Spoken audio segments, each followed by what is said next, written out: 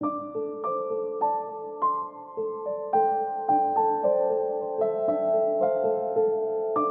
fourth principle is about being present to your body and experience at the level of sensation. Being aware of the more energetic parts of yourself, emotions and the movement of thoughts and sensations. This gives you more information and energy to communicate your expression precisely. Part of staying with the level of sensation is like listening to what is happening in your body and your full being. It's the most raw data that we can get, I think. So closer to the truth somehow of what's happening here now.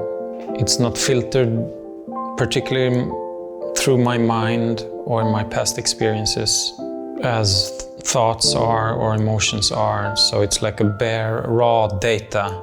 So this is the raw data that I'm experiencing, and then staying at the level of sensation is kind of a somehow bulletproof way of being present in what's actually happening, and not coloring it too much.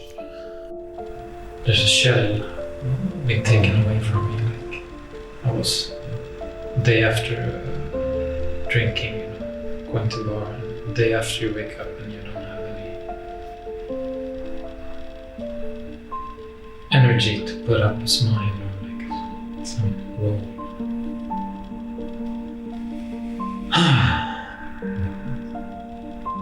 It's that the thing encircling for me that really brings it down to the present moment, as in like the embodiment. What actually becomes feelable in me if I like open my complete being to receive, and all the clues and all the sensations and all like the subtle emotions, and yeah, if I really am here in this moment with the totality of my sensory feeling being. Yeah. I was just at a meditation course with Sean where we worked a lot on what is the sensation behind my avoidance and what is the physical sensation that I don't want to feel. This was related to trauma, so it was like, I guess the theory is, as I understand it, is like at the bottom of trauma there's like a physical sensation that came from an impact, and that physical sensation was unbearable for 3-year-old me or whatever. So I had to do something to not have that sensation. And that could be an emotional response, it could be like a physical tension, or like, it can be a lot of different stuff, a mind pattern. And there's something really fascinating for me in like backtracking somehow by just being with the sensations, going into the sensations, and then what is it that sensation wants to speak? What is the truth that is embedded there somehow? But it's not just what's like literally here in my body, like it's what's there in my whole being, but it's like it's also here, like it's like a, for me, almost like a felt sense I can have of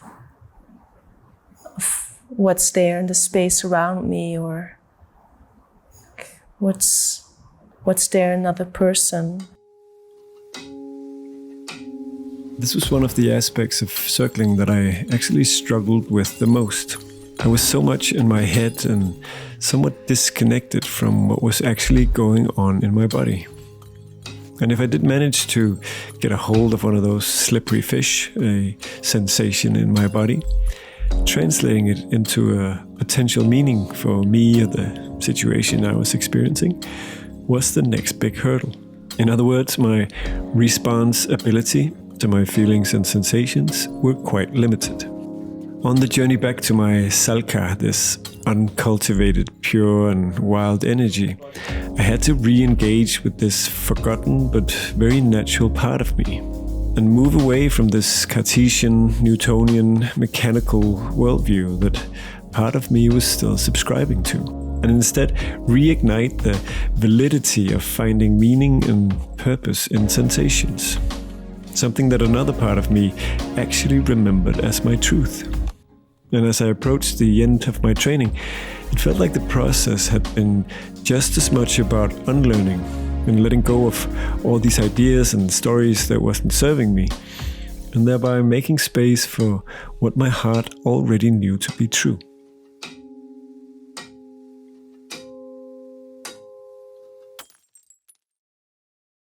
It feels like coming online on a channel that I have, and whenever I've experienced people that haven't circled before to come into the practice, it's like, yeah, we all have this channel.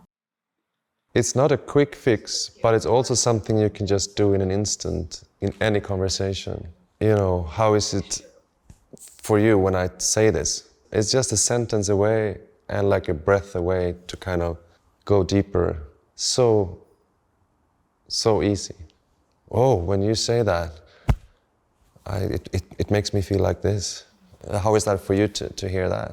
You know, it lands with a way of being that feels quite natural to me, to like just take my time to feel into what is there, what I want to say, what I want to bring, what is relevant. It feels like returning to something that is natural, and it feels like when I am with the depth of the practice, there is no need to compare to whatever else is here, because everything else that is here is as it's supposed to be in this moment. So it's like connecting to the acceptance of what is here, as an invitation to remember a way of being in the world that we come pre-packaged with. There are definitely some aspects of circling that are very much about innocence and allowing my child to be present. And I'm also allowing a more grown-up part of myself to be present. Socialization is really important. It's very clear that you can't run around crying and screaming at everyone as you might want to do as a child. You probably won't get any friends. You won't be able to be in society. So it's like, well, you probably need to learn to be in society at some point in your life. And then you need to transcend the rules that you learned so that you're able to allow more of yourself than what you think is allowed by your surroundings, and step into that. Remember who you are. That's a phrase that I'd heard or read quite often but hadn't fully understood. It had a kind of esoteric vibe to me. But a part of that unlocked for me through circling. The letting go of stories, the unlearning of conditioned ways of moving in the world, the transcending of some of the rules of society. All these things led me back to my essence, my truth, my aliveness. And it made it easier to answer that question of why do you practice circling? Because becoming more myself, one of the many answers to this question, now started to make a lot more sense to me.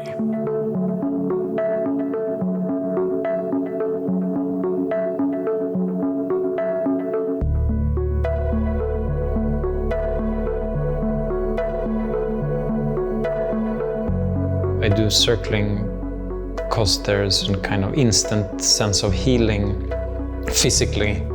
Like I often come down into the parasympathetic nervous system, like rest and digest, and I feel my blood flowing in my body, in my hands, and just deep rest somehow.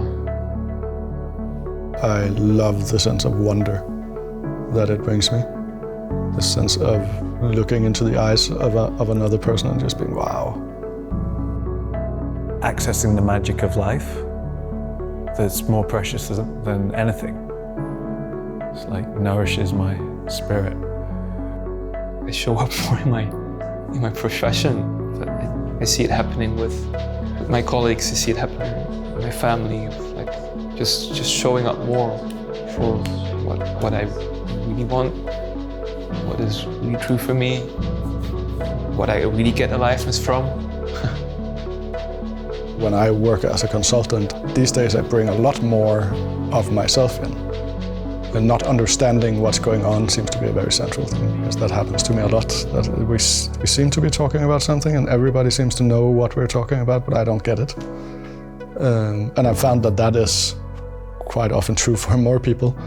But there's so much camouflage in these business settings of like, we really need to know what we're doing and everybody needs to be professional and clever and smart and blah, blah, blah, blah. Yeah, so that is often a really big contribution, actually, to just go in there and be like, I don't get it. There's all of these little interactions where circling has helped me to just make my life more beautiful, I would say. I do it to love more deeply and to really meet life as it is, to really meet this moment, to meet people as they are truly in this moment. I think that surrender is the love. I trust more and more my intuition, you can say, like images come or words or a bodily impulse to do something, and I feel more and more trusting what comes out without having to know what it is. The practice helps me love more by bringing awareness to there being more or something higher, like spirit, or life itself moving through me, and an invitation to kind of get in touch with that, allow myself to be guided. The experience of resonating, of being human beings resonating with each other, it is a high. Like standing on a cliff or something, very high place, and it feels like the sea is below, and there's the excitement of falling into the sea and not knowing, when I break through the surface of the water, I have no clue what's gonna happen. When I think it's good circling, it puts me right back to my aliveness, where I have access to my vitality, my energy, my voice, my body, my kind of full expression in a way. And being with others who's tapping into that can be, can be fun. What I notice can happen, what I call life force, comes into my body. It's quite a strange experience, but I think a lot of people know what it is. So it's usually say someone who's really passionate about a certain sport or a certain dance or even a certain movie that they just keep watching.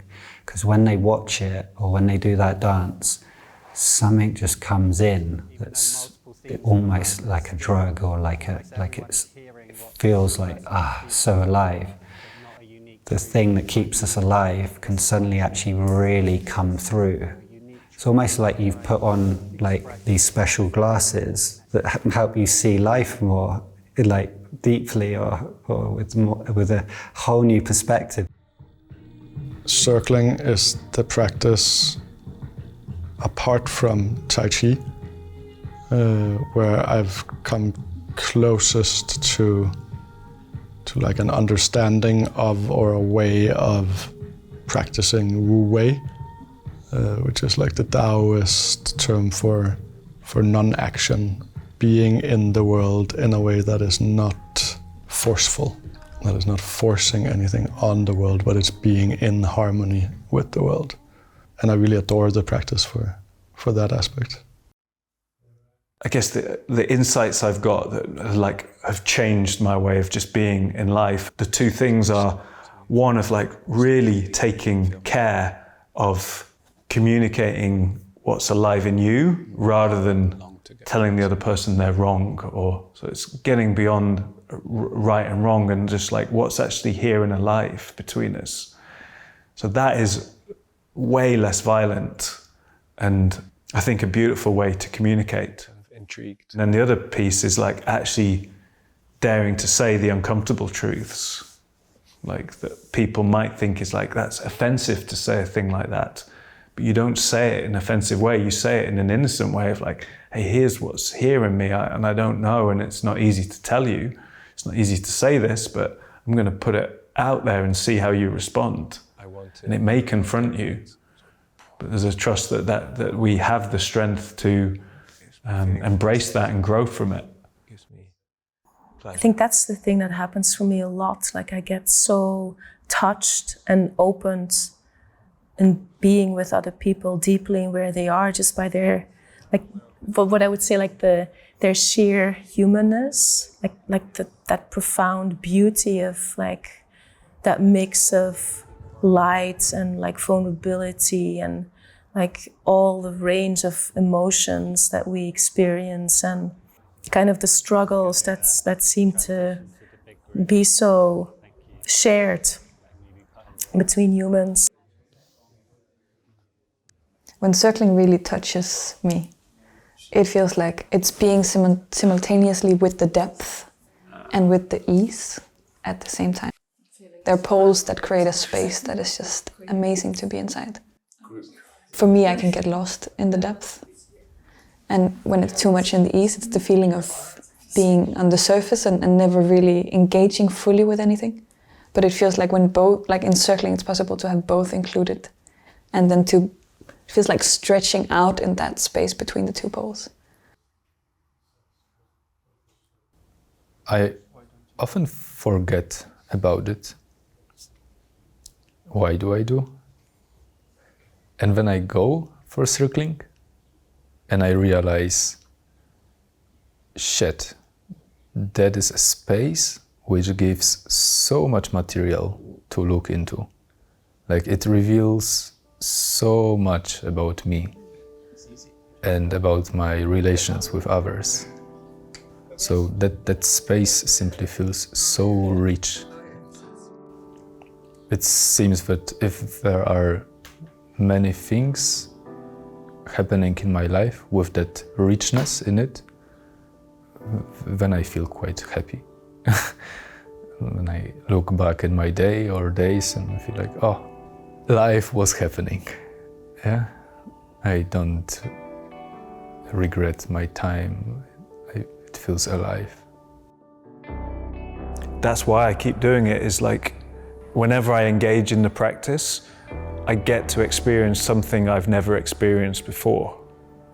Like there's something about continually expanding and like being awed. That's so much newness comes. It's like I have to keep going because it's like exploring new cuisine or new lands, new territory. It's like, and there's a continual richness. The fifth and final principle is an invitation, not only to understand the world of the other person, but to take a step further, to surrender into being with them. Yeah, it's quite in some ways a radical way to be with someone else.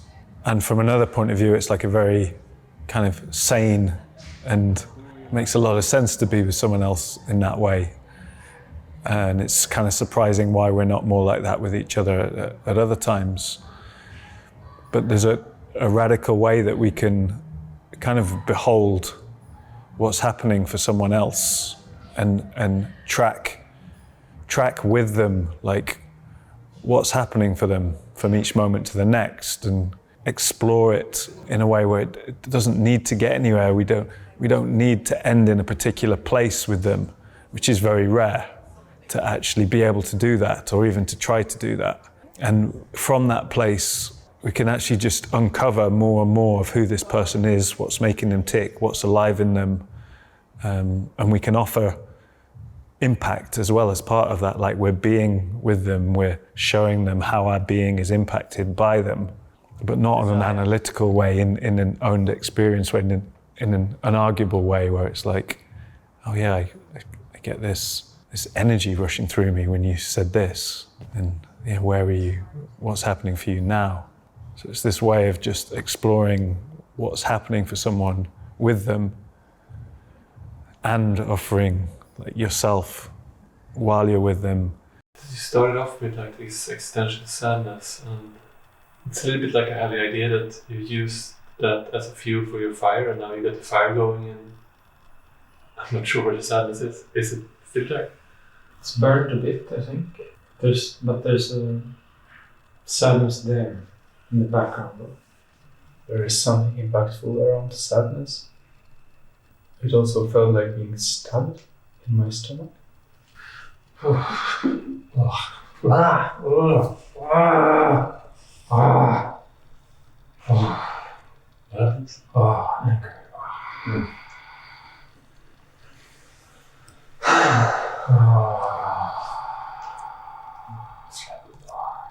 I've had it for many years, like when I let my strength or energy or life energy flow, there's a stab in my stomach. It's like, it's like, no, you can't be alive. Someone's stabbing me. Who's stabbing you? I don't know. Something.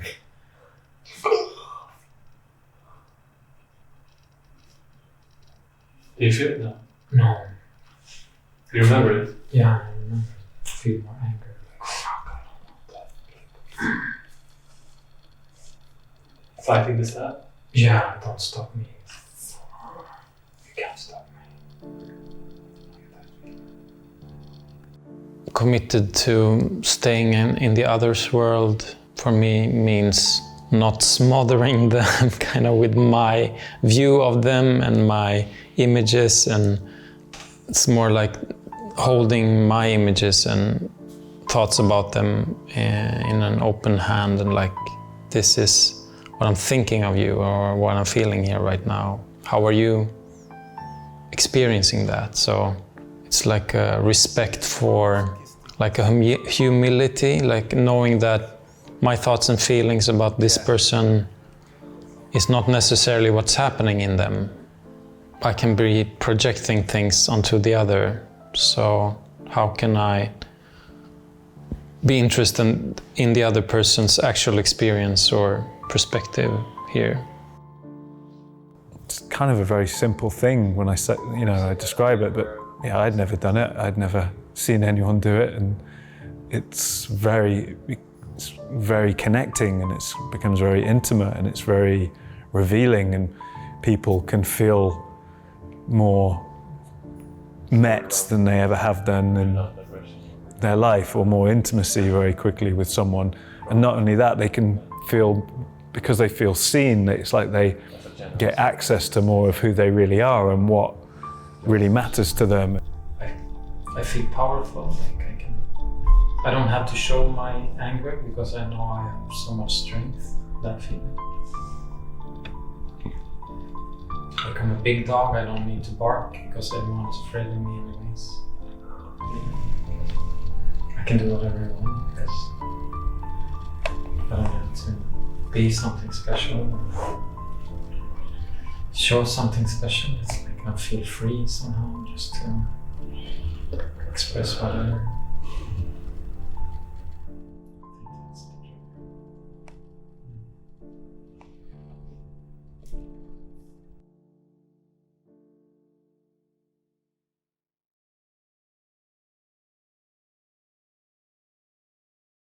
I think one thing that is fascinating is, particularly in birthday circling, to go further than the idea of I'm going to stay with you in your world and really be attentive to what's going on and like what's in your inner landscape and just be curious. But there's like an embodiment level that is possible, where it's like what is happening in the circle right now is your inner world, because we are in it when we do the birthday circle. So the whole circle is somehow orchestrating or performing your inner landscape. And that has opened up some cool stuff for me, where it's like, oh yeah, but that person over there that's lying down and seems like they're just zoning out of the circle, what is the relevance of that for what's going on in your inner world right now? Because it's probably important. It's probably part of and not just some sleepy person, which is also trusting their experience to a certain extent. We're not trying to see your inner world. We are in your world.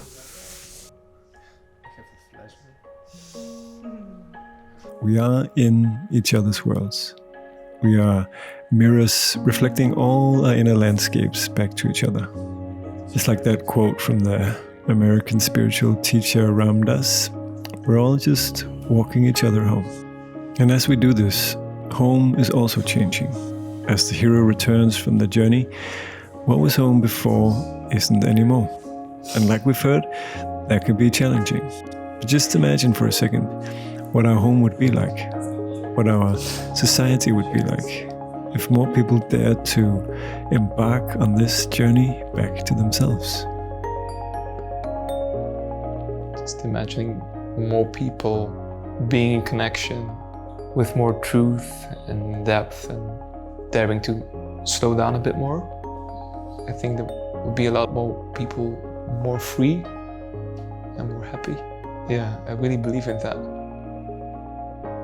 I mistrust that we can solve some of the really big and wicked problems that are challenging us right now if we come from the sort of this command and control fixing paradigm that there's a lot of in the world right now. I really think there's a deep need for presence and being with. Seeing things I don't like in the world, or seeing a lot of things that are painful for me to see, seeing a lot of violence, so much going on, so much complexity. And that makes me just want to really speak to this and engage with this, because it feels like an antidote. It's not like you need to do this differently. It's like, actually, if we can be with some of those things, be with people in their world around that, things will unravel. Like, as I see circling right now, it feels like I can see these two different lines. There, this line where it feels like it's coming more from a spiritual kind of like background and then coming into the circling practice, or coming more from this academic worldview. And I think my wish, and what I've also seen when circling has been offered more broadly, is that people that come from, I don't know, completely different way of life is also coming into the practice and finding something beautiful in the practice for them. So it feels like it has the potential to really gather many people from many different walks of lives and acknowledge that, like, whoever you are, we just have a human experience, and some things are very similar and others are different. And I find that really beautiful about circling. These perspectives and these practices, it feels like there's more of a need for them currently, and there's more opportunity for people to benefit. If you're bringing this to the world, like people more accepting the reality they're in, really accepting it, maybe feeling the pain, maybe feeling the despair, maybe feeling that it feels like shit. if that's helped by people around, so that people can stay with that. And there's a lot of like life force, of life energy, or things that become possible. It feels like to me that the circling practice, what it has to offer the world, is be a place where we can practice the art of being with. And when we are with something, in my experience, other things can open up. So it feels like my imagination can go to a certain limit, and my logic, and like all of these beautiful qualities we have as humans and as a species of thinking the world and organizing the world and being with each other and making it a better place for everybody. But it's like we can imagine things to a certain limit, and then like after that limit, it feels like to invite what is more, what is already known by us, to invite that into presence and into action, maybe even. We need to be able to be with what is. So it's kind of like accessing the whole of what is. And it feels like that's the space that circling kind of offers. It's like a place to go in and make little lab tests and figure out, like, okay, what is this really like? If I remove all of the story and all of the context of what I'm coming from, who I'm normally seeing, what I normally do, who I am presenting myself as to the world. It feels like all of that is not brought into the circling space. So it's really like, okay, what is human experience like right now for me? And how am I with this experience? And how am I with the way that I am with the experience? And you know, then things can start looping and feeding and also resonating. And it feels like the resonance that happens between people when we step fully into the surrender of the circling space. That's the art of being with. And that feels important for me when I look out on the world.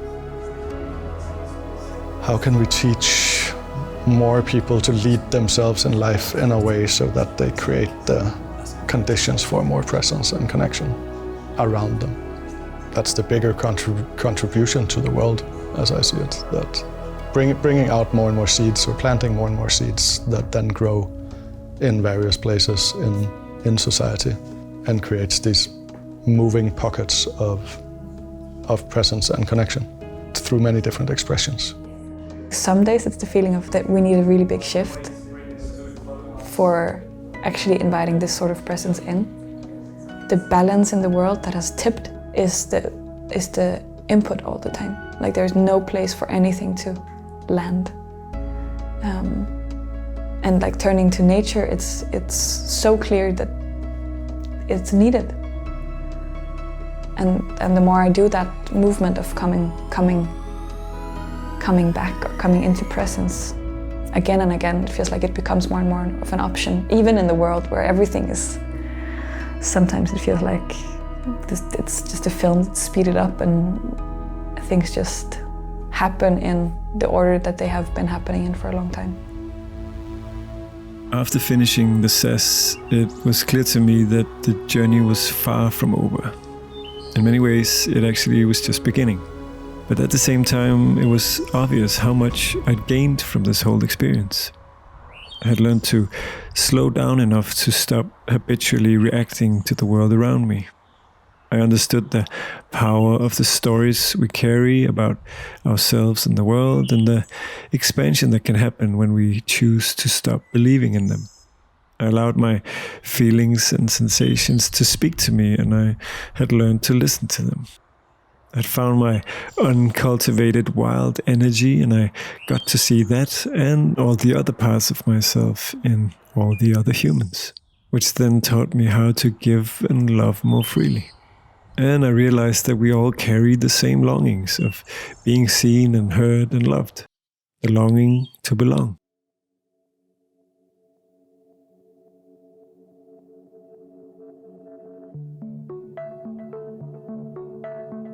What do you hope that people watching this will take away from that experience? I hope they get a sense of what's possible through this practice, because the reason I'm sat here talking about it and have been leading it for 9 or 10 years is because I experienced so much through this practice that wasn't even on my radar of possible human experiences. And although it was challenging at times, it supported me to make significant changes in my life and contribute more, be more free, express my heart more deeply. Like I didn't really know that it was possible to change in that way. And also I didn't know it was possible to love so deeply, to have my mind blown so deeply, to have archetypal experiences that are just magical and almost otherworldly. Like I just didn't know that was available. Yeah, so I hope someone out there will get inspired to check out this stuff, and that they will bring it with them into the world, and in some small way help create a more present society. I feel like obliged in a good way to like say, hey, this is this thing, and this is what it's about, and these fucking incredible things can happen within it. I think it's like a human right to know this practice or to get access to this practice. It's like a right to breathe. And it's not perfect, obviously, and but there's something here that completely inspired me, and it does for many. And maybe it would for you, maybe it wouldn't, and if it doesn't, that's totally fine as well. But I want it to be as visible as possible so that people might get a sense of it and get the potential benefits from it. It's powerful, it can be very powerful. And it's very different to a lot of what else is in the world. It's about how we can revere each other. If you really see someone, how could you not? It's like that's a more real way to be with someone than any other way of being with someone that I know. I don't want to there's so many beautiful ways for us to be together that are equally valid and cool. But that's a part of circling at the deepest level, is how healing that is both ways, or always, and how cool it is to access that kind of wonder and awe. And I think that's also the beauty of circling, and where I would love to call it the Church of Humanity, is because you don't need to belong to a specific line of thinking to be in the circling space, because we are together around what is here right now. One of my mentors, I think, said something to me like, when we've had challenges and like people being triggered by what we're doing and like accusations of it being cult-like or things like that, he said like, yeah, not everyone wants to face the truth of that we can revere each other. Like, it's in some ways that's a really extreme view. To revere each other.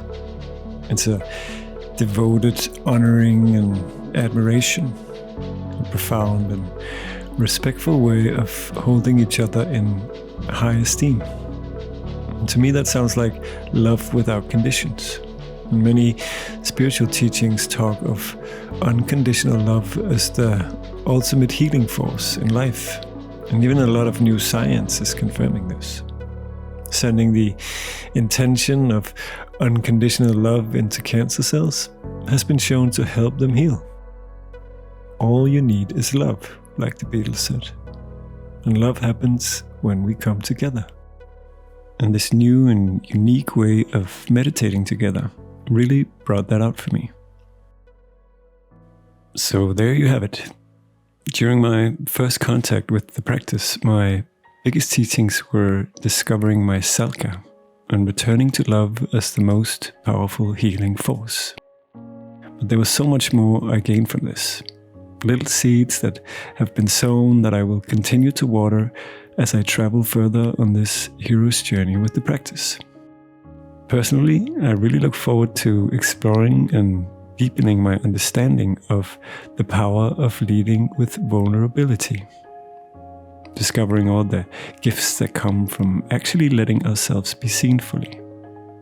Or learning to really decode my feelings and not just simply feel them, but examine the beliefs behind them, as many of them are probably old and out of date, and thereby building the capacity to be present to the feelings, so I'm not so easily swept up by them and can resource myself better. Also, I look forward to experiencing more of the health benefits that have occurred in the wake of the embodiment of these sometimes suppressed emotions. Because all these things seems to be perfectly available for those who dedicate themselves to this practice. Which basically is just dedicating yourself to be with yourself. This amazing thing that I think we've discovered in circling is when you do that process of being with yourself, but you do it with another person, there's something about just the human connection that makes actually the meditation more possible for a lot of people. I don't think for everyone, but suddenly meditation feels quite easy actually. But you're not really trying to sit still, you're just paying attention and then being with someone.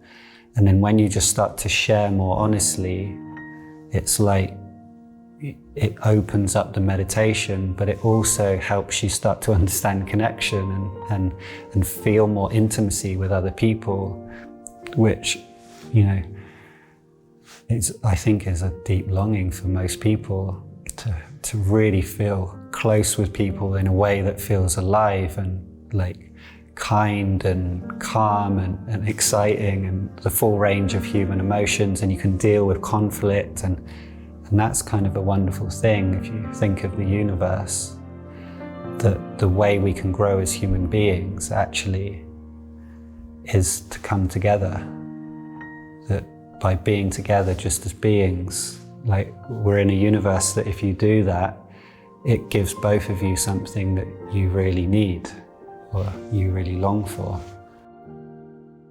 It is said that our relationships are our greatest teachers, and if we really engage with them, they can walk us home to intimacy and to connection and to love.